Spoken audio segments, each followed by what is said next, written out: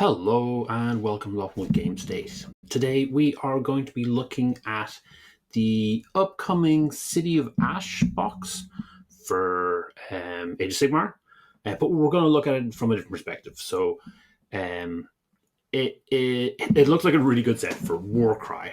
And in particular, what I want to do is I want to have a look at the Wyrdcry rule set, which I'll explain in a little bit. Let's have a quick look first at this box. So as you can see here, we're going to get a mat. It'll be a cardboard board, but it's got that city vibe. It looks quite cool with a little bit of scenery, not a lot, unfortunately, and we get a ton of models. So for the Cities of Sigmar side, we get at the top, that's some sort of warrior priest, some sort of leader, and then 5 arch knights, which previously were mounted, and now these ones are on foot. And then at the bottom, we've got the grenadiers, you can see my grenadiers, which really look like they could be a Warcry warband. There's a couple of special weapons in there. I know there's a flamer, there's a multi-weapon, it looks like a repeater, firearm, there's a leader. There's some cool stuff going on. So yeah, we're going to have a look and see if we can get some rules to actually get those in play and see what that would look like. And on the other side, we've got the Skaven. So at the very top, we've got 2 Skaven Death Masters. So the original one has been around for a year or two. Time doesn't make sense anymore. It's a very cool model. And then we've got a brand new one that's a character specific sculpt in Age of Sigmar, but will make a great Death Master for us. Interestingly, the remaining 20 models in this, and that's a hell of a lot of models, the remaining 20 models, they can be built as gutter runners, which are at the top, the more elite versions, and I think the night runners, which are the ones at the bottom, which are less elite, which is good for us. And then you can see in there they've got a couple of swarms of rats that look very cool. Now, we're going to be looking at Wyrdcry. And what Wyrdcry is doing is it's another fan attempt to merge the great vibes of Mordheim with the great rules of Warcry. Now, I'm a big fan of Warcry. Warcry has campaign rules and has had some very cool settings. So I will admit I haven't been too interested in the Forest of Gur, but I really liked the chaos wastes that we had from the first time around, and especially when we had those models. Anyway, vibes is what I'm talking about here. Mordheim has really great vibes. It's got a good look. The models in it kind of make sense for it, and it's a small selection of the story. Also, the campaign seems, by all reports, to be quite fun. People seem to like their guys dying. They like, getting tons of cash and one person in the campaign being super overpowered. So it's interesting because it doesn't necessarily make for balanced games, but it seems to make for good fun games, if that makes sense. Warcry, on the other hand, had some interesting attempts at working through its campaign. Personally, I think they did a really good job with the idea of having your own personal campaign that you work through. So you don't, if you went to the store, you can play with someone unconnected to your campaign and keep playing. So I think that's a very clever idea. But anyway, we're looking at trying to merge these two ideas, trying to merge Mordheim, but play in Warcry. Because honestly, the Mordheim rules are kind of clunky. It's that old to hit, to wound, armor save. So this is what the guys have done. This is Wyrdcry. So there will be a link to it in the description. There have been lots of versions of this kind of idea. People have been trying to put Warcry and Mordheim together quite a while. And there are some, I will say, very good versions of it. But this one really caught my attention because they have gone to a lot of trouble to make it look good. So there's a couple of PDFs that you can download at the moment. They clearly have been testing this. So they got their full kind of public playtest release in the last month, so it got up recently enough. But I know from talking to the community and from talking to the guys directly that they have actually been playing this in the background in their own community for about a year. So it's not something that someone just put together, thrown out, and isn't working on. This is something that they have been playing through and have been working, and they're looking for people to come and play it through themselves. So I'm just going to go through some of the main points that they have from this. Then we're going to look at the models from this City of Ash box. It'll give us kind of a better idea of what to expect once Warcry comes out, and we will try see if we can capture it in Wyrdcry. So once those rules come out, we can actually play this version of it instead. Okay, so this is the kind of core concept of Wyrdcry is that the fighter is separate from the weapon. So in Warcry, you basically buy your full set altogether. Your fighters already have, their axe and their whatever else that they're geared up with. But with Mordheim, the idea is you recruit, you buy your warriors, and then you gear them out as well. So in this case here, we've got a warrior from the Mercenaries faction, and you can kind of see the kind of core stats. So they don't have a weapon yet. They don't have any armor yet. So they've got move 5, that hasn't changed. They've got fight and shoot. So fight and shoot here are kind of skill-based versions of strength. And the defense is the equivalent of toughness. I really, really like this approach because in the core Warcry game, strength and toughness sound like they do something different than what they actually do.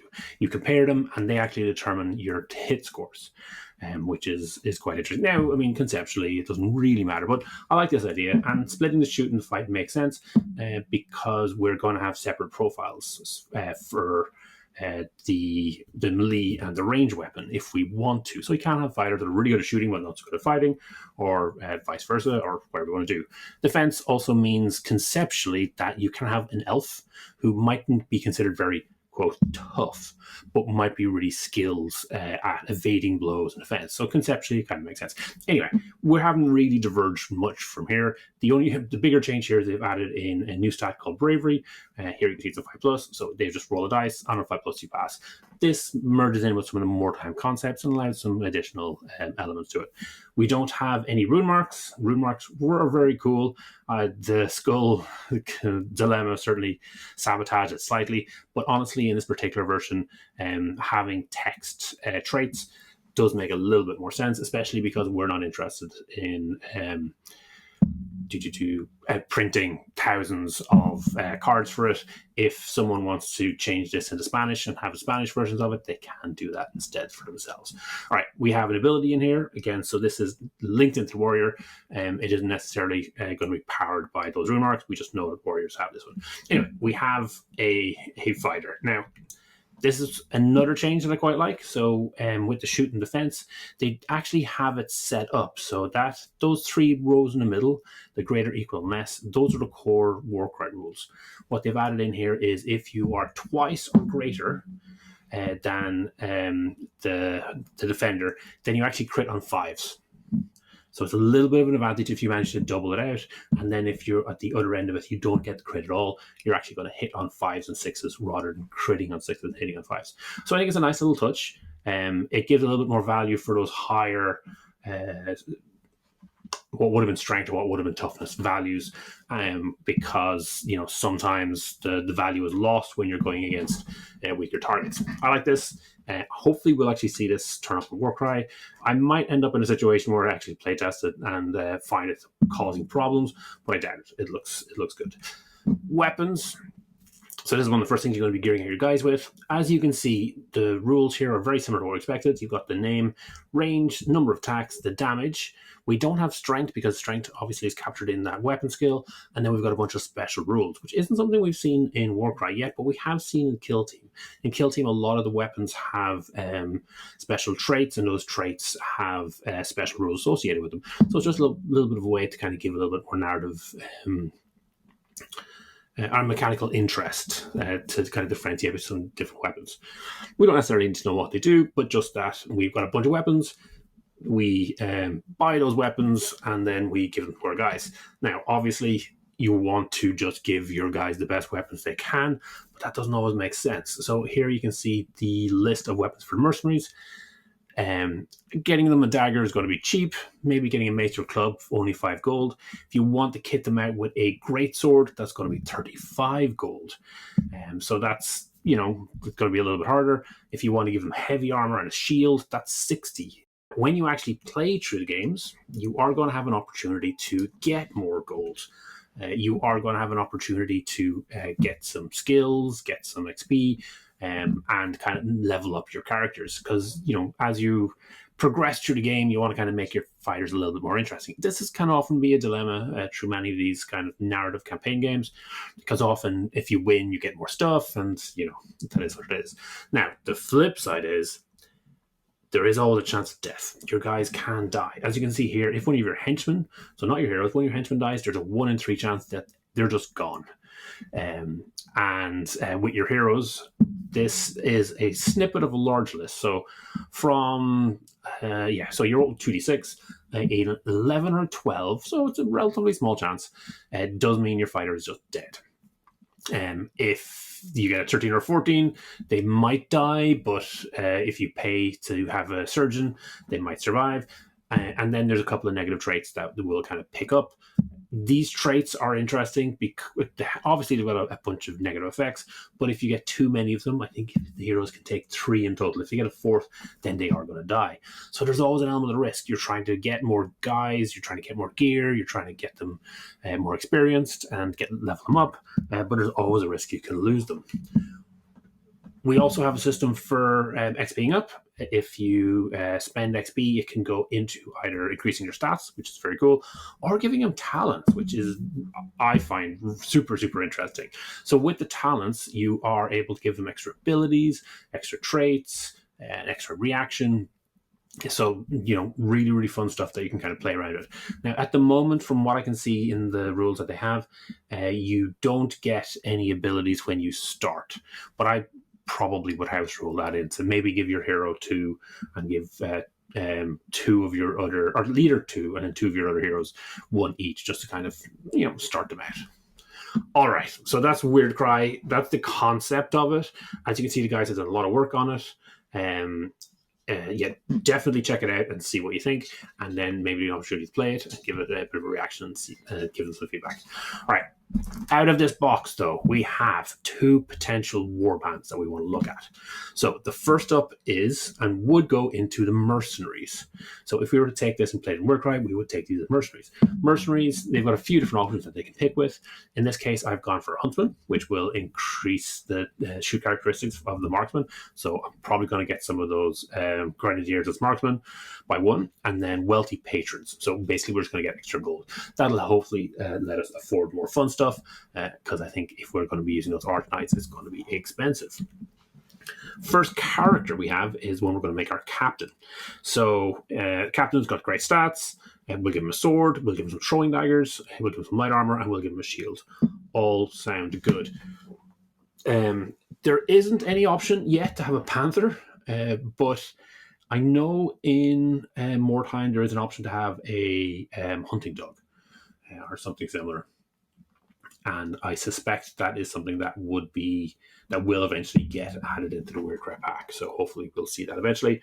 I think they are more of a feature of the Witch Hunters. So maybe when they release their Witch Hunter pack, we'll actually get a chance to see more of that. This is what it would look like if we were gearing up one of these Arch Knights. So you can get 3 of these champions in this particular warband. So you can get 1 captain, and you can get up to 3 champions.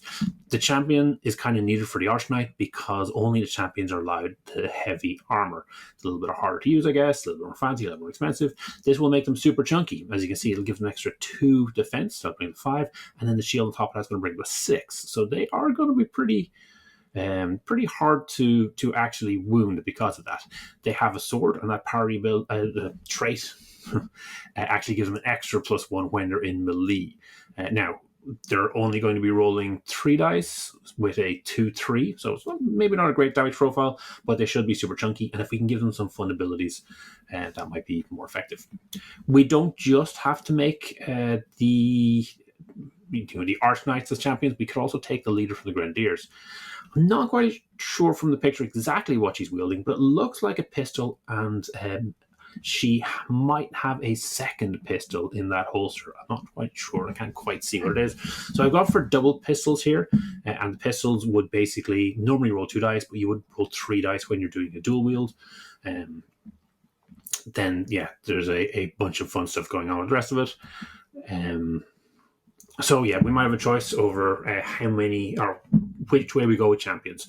And, initially we're probably not going to spend all of this on it because this is going to get very expensive fast.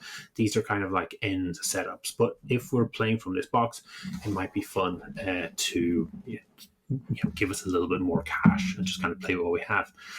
These are the marksmans. There is a blunderbuss option, which maybe these guns are related to. So these are just one shots, but they're pretty good shots. So you're rolling 6 dice and doing 2s and 2s. So that will really add up, and this marksman ability changes that to 3s and 3s. So they're going to get one shot off. It's going to be at 6 range. We're going to be rolling 6 dice and doing 3 on each hit and 3 on each crit. So that could be pretty impressive. We got the halberds. They're 2 range and then decent 2-4 damage, which I always love to see. And we've given them some light armor. I don't think I'd like to give these guys no armor because they do look. The model does look like it has some decent armor on it. But yeah, they look light enough. Now there are 3 models, at least 3 models. I'm not quite sure what to do with, but I think with some tinkering, you could probably come up with something. So we've got a flamethrower, we've got a multi-barrel cannon, and then we've got what is some sort of warrior priest.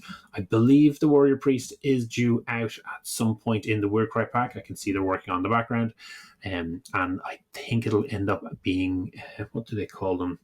I think it's called a hired gun or something like that. So some of the fighters, you don't recruit them into your warband. You actually just hire them for a single game, and you pay a chunk of cash out to them, and you can play with it. Now, a bunch of abilities. So yeah, any of those champions or those heroes can end up, and even your normal guys can end up with some of these fancy abilities. So there's a lot of fun ones in here that kind of do some interesting things. Some just, maybe a little bit more damage. I do quite like Infiltrator, getting a free move before the first battle round. Reckless Shot, being able to fire into melee. There's stuff. You're able to kind of customize and tweak it. You will be limited in what you have, but it's kind of a fun element. Eshin. So this is the other side of the box. All of the Eshin guys will have this passive ability, so it's going to make them a little bit more stealthy. It's going to be harder to find them. Now, it might not worry for the Grenadiers because their range is actually 6 inches. But if the Eshin guys are, as you can see in that second part, within 1 inch of an obstacle or part of the base underneath it, they will count as in cover, and that cover will give them an extra point of toughness. I was only if both of the following are more than 6. So yeah, it's probably not going to come up with the shooting for it. Anyway, we're not worried about that. We are going to gear these guys up and we're going to kill some things. So this is our leader. We're going to make them assassin adept. They've got a bunch of abilities. We're not going to worry about it too much. We've given them the fanciest weapons we can, which are unique to the Eshin. These ones are weeping blades. So I know that's from the original Mordheim book. I assume it's just daggers full of poison. And we've given them some light armor, which is kind of fun. Now, as we'll see later, there are options to add, like warp lock pistols or slings or shurikens. So fighters like this, especially as they get more expensive, can you can also give them a range option as well. And that's kind of an interesting point on this. Normally, if you just build a fighter in Wyrdcry with a single melee weapon, or with a single range weapon, and they can get daggers for free, so they'll always have a melee option. But if you just spend the gold on one weapon, they are mechanically they will be cheaper. They will be more efficient.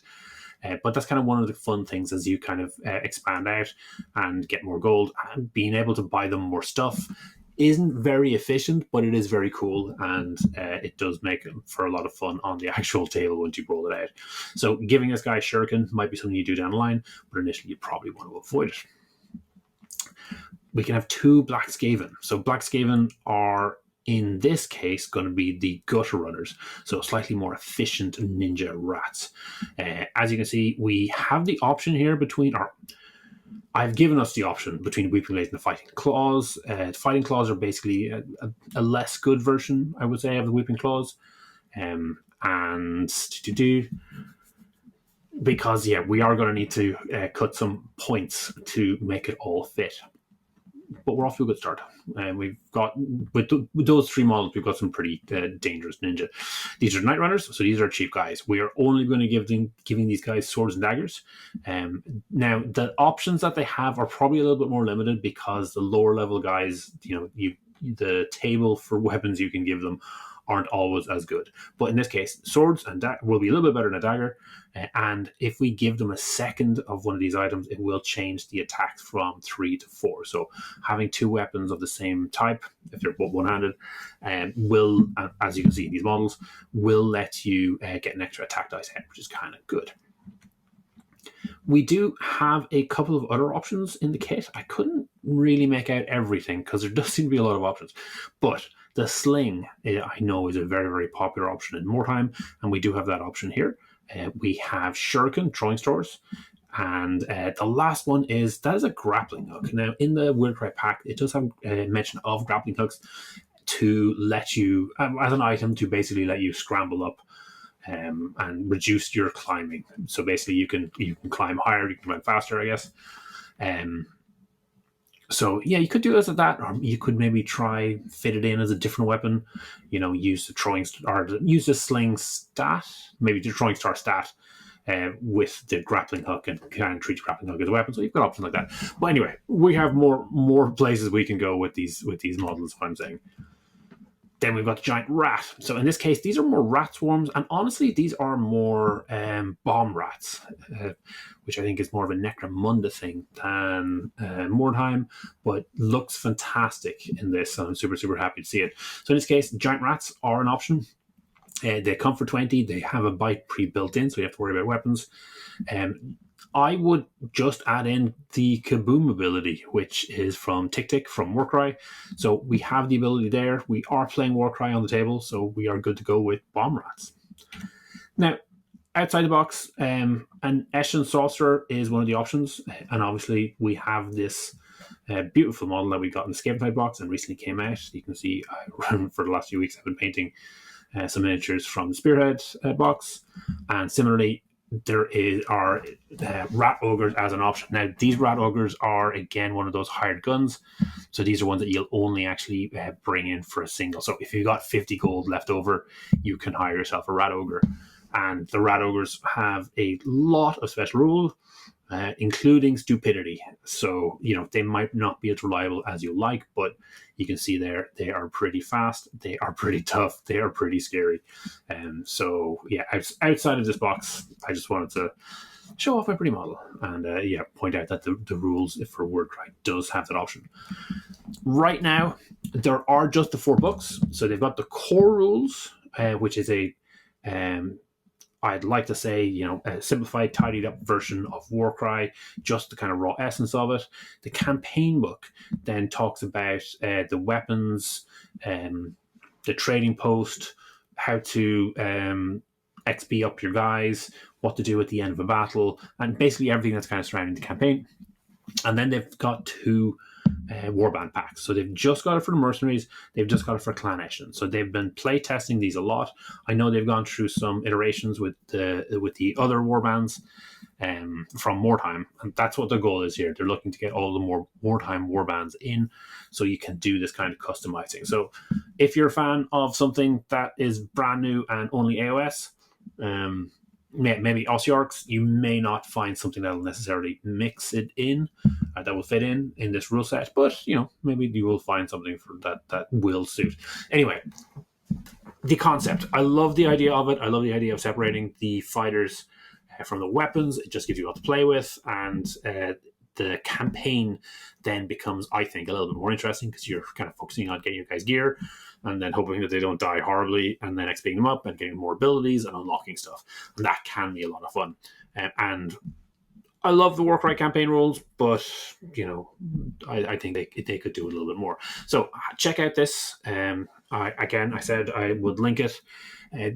As far as I'm aware, they're working on a online version of all the rules. So right now they've got them all in PDF, and they're working on an online version, and they're working on a army builder. So it'll be a nice, quick tool to get it. They've also got a Discord if you're looking for when you play some games, you can give them some feedback. So please check it out. And once the City of Ash box comes out, I'm definitely going to be buying it. I'm definitely painting up some miniatures, and maybe the Wyrdcry rules will be the only rule set, because GW have a habit of leaving us for a couple of months between releases and rules for Warcry. So yeah, Wyrdcry might be the place to go to first, and then once GW release their version of it, we can compare and see who came out as best. All right, that's all I've got for this week. Have a great one, and I will talk to you soon. Thanks for making it all the way to the end. Hopefully you enjoyed this video. Each week I put up a new video talking about one of Games Workshop's specialist games. The goal is always to try and make the best possible two-player experience. If this is something you'd find interesting, please subscribe to the channel and comment to let me know what you'd like to see in future.